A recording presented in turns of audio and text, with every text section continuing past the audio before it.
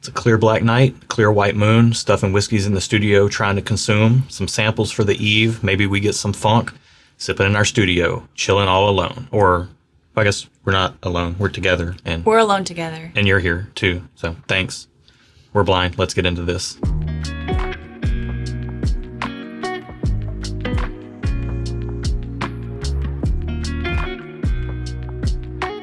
Welcome to Stuff and Whiskey. I'm Erin. I'm Josh. Thanks for joining us. Yeah. We are a husband and wife couple. We are. Just sipping some whiskey completely sipping blind. Some whiskey on the internet. So that you get the most honest opinions possible as to what's in these glasses without any hype or bias. I have a question for you before we get started. I could tell those were song lyrics. To the rest of the world who may not be clued in, because I'm not, what were those from? 90s hip-hop legend Warren G. Okay. Regulators, mount up. I didn't know. Okay. So, I'm sorry, I'm not cool like you. Yeah, we're blind. This has been drawn at random from our blind sample pool, full of a bunch of bourbon and rye matchups that are paired together for one reason or another, or maybe it's a curveball that we put in here to keep us on our toes. There's no telling, but we're going to get into it and see what we're working with. So, glass one on the nose. Oh, this smells lovely to me. It smells good. It smells like bourbon. It smells bourbony, fruity, creamy sweetness. Yes. Like kind of a creamy is fruit, not yogurt. I was gonna say yogurt, but like it's putting that vision in my head of like the consistency of like a creamy yogurt. What about like a Lifesaver's cream saver? Yeah, something like that. Like a strawberry cream saver. I could get that. It's hard to say you smell creamy. But when you say it, I know exactly what you mean. Yeah, it smells like it would be creamy. There is a creaminess to the smell. Yeah. Which is bizarre. It smells really good. I mean, there's a decent bit of oak on it, too. Everything seems really well balanced. Nothing's really sticking out. Yeah. Maybe could be reading as overly simplistic. But to me, it's just reading like a well-designed recipe. I've said this analogy before, but when you cook a good dish of food and everything is blending together, there's things you could pick apart in it, but also everything is really cohesive. The flavors mesh well together as well as apart. Yeah, that's what I'm getting on the nose here. Cheers. Yeah, this tastes good.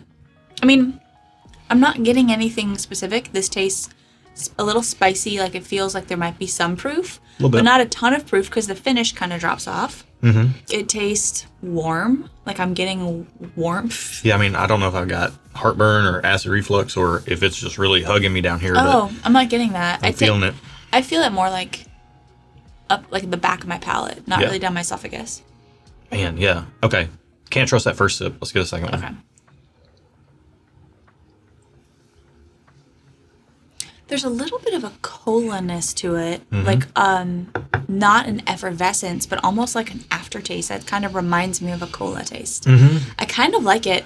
Like, I'm not getting a ton off of this, like, to pick apart, but I'm generally getting this is good. Yeah, I kind of am in the same place. It's good. To me, it's putting visions in my head of like a strawberry jam that's been sitting in a barrel, a charred oak barrel with some alcohol for quite a few years. I'm not getting specifically strawberry from it, but I could see how you might. Well, it's there to me, but it's getting so heavily augmented by the oak that's pulling it in a darker direction. But the sweetness I'm getting there is that kind of strawberry type of sweetness. Yeah.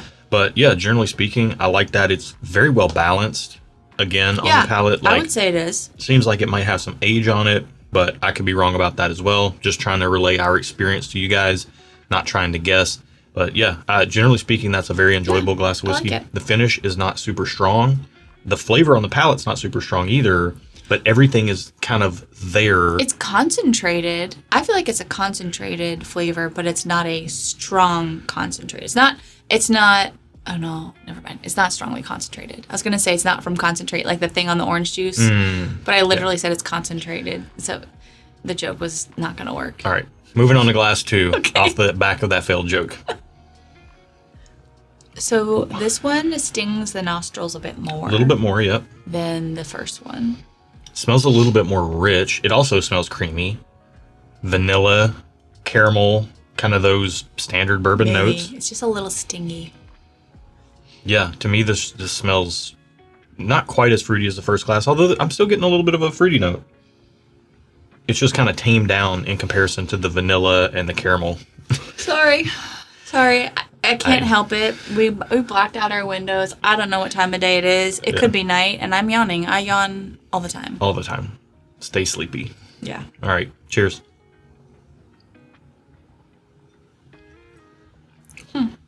This tastes more oaky, like straw, than the first one. Yeah. I don't know how I feel about it. I don't dislike it, but in comparison to the first one, I don't know if I like it as much. Man, I think it's got a really similar overall experience to it. It's kind of has that creaminess. The finish is setting in, sticking around. It's not heavy-handed in its business. There is kind of a cherry fruit note in the background here that might read slightly medicinal to some people, like a cherry cough syrup, but it's very faint. And generally speaking, that strikes me as a pretty good pour as well. But again, can't trust that first sip.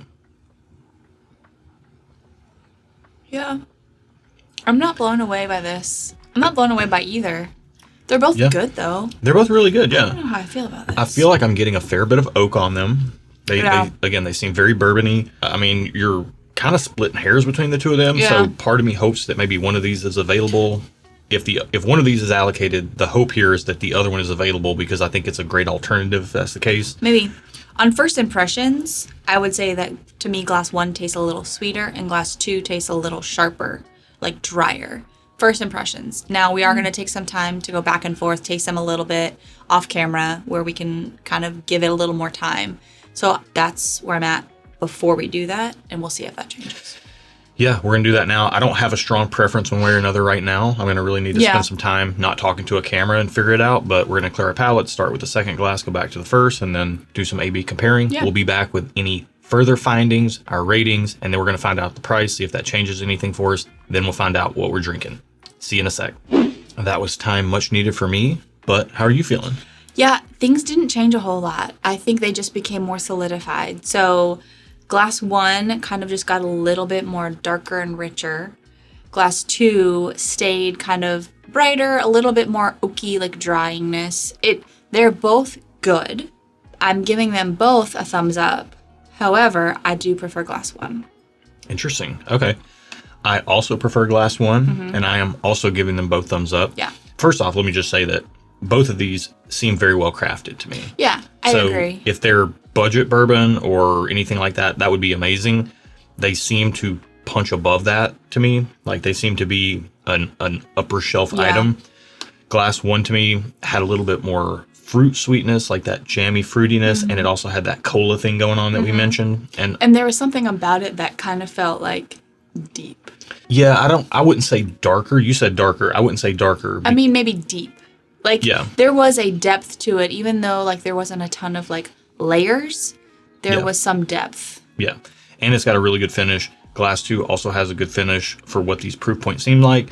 Glass 2 I like a lot as well. It's just a little bit more, to your point, a little bit more oaky, caramel, maybe some very slight nuttiness in there as well. And between the two profiles, I like them both. I would be very happy with pours of either one. I just happen to prefer glass 1 slightly. And this is a really fun. They were good. I wouldn't be mad at either of them if they're priced well. And experience-wise, I do think they deliver a comparable experience to each other. I just think glass 1 is going to be a little bit more, and I see you raising eyebrows, but I will say that I would love for these to be like $50 to $70 bottles.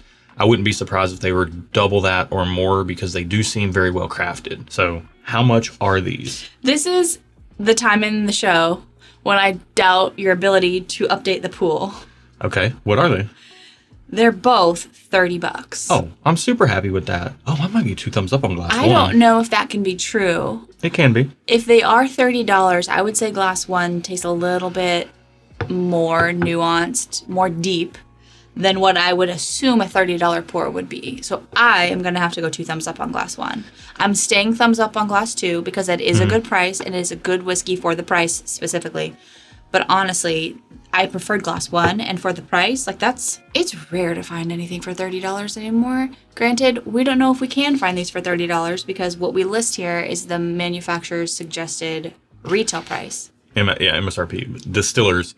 Suggested retail price, Suggested retail price. Or what we could find the bottles for in our market if we found them on a shelf, not marked up. So that doesn't play, we don't know until we look at it if they're available or if you can even get them at MSRP. or suggested retail price. Is Yeah. it technically, we shouldn't say MSRP? SRP. SRP? That sounds so weird to say. Because it's not a manufacturer, it's a distiller. They're manufacturing It's a it. DSRP. They are Distiller's manufacturing it, suggested though. retail price. Are they not manufacturing the whiskey? I mean, They are technically distilling it, but that is part of the manufacturing of the whiskey. that's fine. I would argue let that. Let us know below. SRP, MSRP, DSRP. Throwing a wrench in here. I'm also stalling for time right now to figure out my ratings. I'm staying thumbs up on glass 2. Are you staying thumbs up on glass 2? Yes, I've already said that. And you're 2 thumbs up on glass 1? Yes. 2 thumbs up means I gotta have it, but like for a $30 bottle, I kind of really want a bottle of Yeah, glass I'm 1. impressed by whatever this is for the price. So I think I think we're in the same place. 2 thumbs up on glass 1 for the both of us. Yeah. Thumbs up on glass 2. At $30, honestly, I would just buy both of these. Blind yourself on them, see how they compare. Yeah. Taste along with this video. It'd be a ton of fun. See what you think. Yeah. Super fun head to head. Let's find out what glass number 2 is. Number 22. Whoa. Okay, hold on. There's a long. Okay. Sazerac Early Times Bottled in Bond, and this is 100 proof. Really? Yeah. Oh, so that means the first one is Brown Forman. Early Times Bottled in Bond, 100 proof. So Brown There we go. Forman is the old Early Times. The black cap, yeah. And Sazerac is the new Early Times. Yes. So we can no longer get the Brown Forman. Correct. If you find one, you're consider yourself lucky. There's just not a lot out there anymore. This makes perfect sense, and it makes sense how the experiences were very comparable between the two. Oh, I have a note here that the Brown Forman was a thank you to Barry Hawk. The bottle, yes. So thank you, Barry. Thank you, Barry. Very much appreciate that because that's great.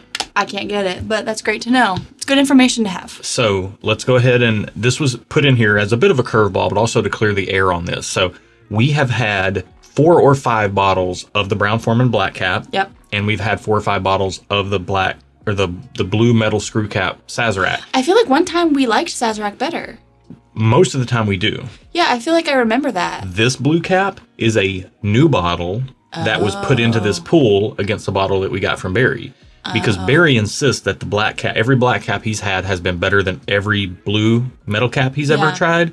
However, we have done with our Patreon community, and by the way, if you're interested in the best dang community on planet Earth, check out, or whiskey community on planet Earth. There's a lot of really great communities out there. There are. But ours is the best. In the whiskey world, we are very partial to ours, but we've had this conversation over there a ton of times, and I've sent out blind flights to over 30 people.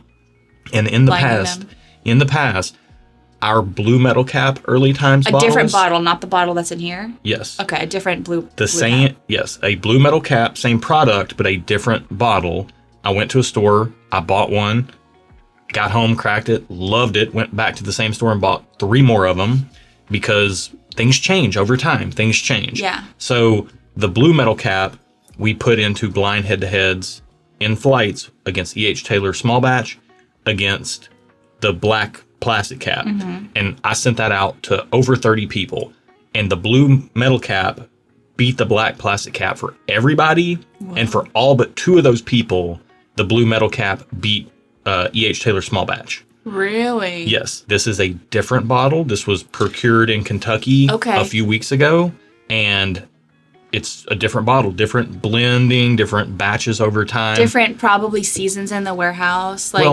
And quality control on a $30 product is probably not going to be to the highest level. Yeah, that's fair. Whiskey is more art than science. You cannot replicate a flavor profile even within the exact same product. So also, to Barry's point, he sent us a really good bottle. So if this was one of his bottles that he had tried, he has really good bottles. Yes, and his black, I'm sorry if this is confusing because the black plastic cap from Barry has beat every blue metal cap he's ever tried it against. Now, I want to reiterate. I understand why. We also sent Dan and Sean from the Bourbon Junkies a blind that included E.H. Taylor small batch, our old black plastic cap, and our old blue metal cap. And they said our blue metal cap was by far the best.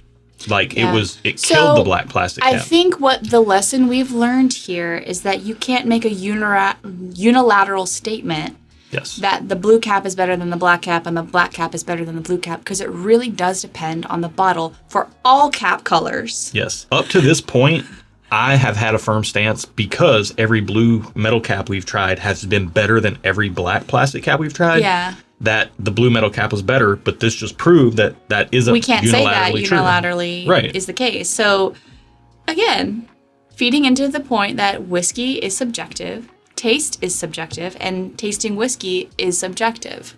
So let's not get our panties in a wad about things that people are differing on us, with us about. Let's just have fun. Yeah, I mean, let's just have fun. It really is about that. And this is a really fun experiment to have this in here. This was cool, knowing that we have tried blue caps before and really preferred them. And this time we didn't. Both of us didn't, which normally we differ on a lot of things, but we were pretty straight on. Yeah, and the only reason I didn't pick the blue metal cap is because the cherry note is so prominent in it. Yeah. And it's almost, like I said, it's teetering on medicinal. I didn't pick it because it was a little too oaky in comparison to this Glass One. Yeah. I liked the depth that Glass One had, that the oak was balanced. This one was less balanced. Yeah. And I honestly think, and this will be interesting because now we have both of these bottles and they're both relatively full.